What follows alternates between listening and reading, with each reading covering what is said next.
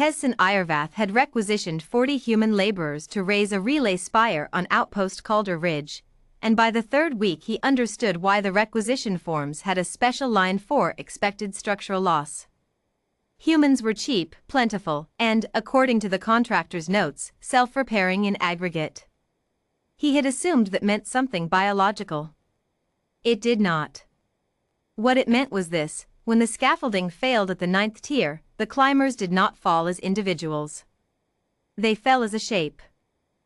The layer beneath absorbed them, arms locking, knees bending, a wall of bodies built specifically to catch what the wall above might drop, and the whole structure simply lowered itself by 1 tier, the way a held breath lets out.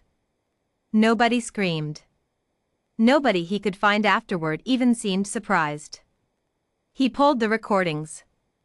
He watched the base layer, the thickest, the oldest, the ones built like load-bearing walls, brace before the failure happened, not after.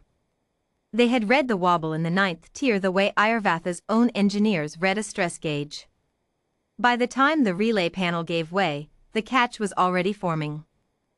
"You knew it was going to fall," he said to the woman who'd directed the climb, a broad-shouldered foreman named Edsela Voss, sitting now with a wrapped wrist and an expression of mild inconvenience. "Towers fall," she said. "That's not the part anyone trains for." He had her crew rebuild it. They rebuilt it in 11 minutes, the same children climbing the same spines of the same adults, one girl no older than 10 scrambling to the top tier and raising her hand at the relay dish like she was answering a question in school. When that one came down clean, the whole crew didn't cheer the success, they cheered the climb, the attempt, as if the falling and the standing were the same event wearing 2 faces. Irvath filed it under Calder Ridge Incident 7, then under Calder Ridge Incident 8, then stopped numbering them, because by the 20th collapse it had become clear there was no incident. There was a structure that periodically lowered itself and then raised itself again, built from people who had apparently practiced falling as carefully as they'd practiced standing. He brought it to the garrison physiologist, who ran the obvious tests and found nothing: no elevated cortisol during the catch sequence, no flinch reflex in the base layer, nothing he could isolate as fear or its absence, because there was no baseline moment where fear should have been and wasn't.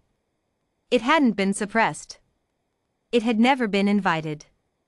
"It's not bravery," the physiologist told him, frustrated. "Bravery requires a fear to override. There's no override here.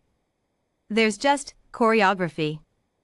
Irvath went back to Voss one last time, before the relay was finally seated and the crew rotated out. "What do you call it," he asked, "when it falls?"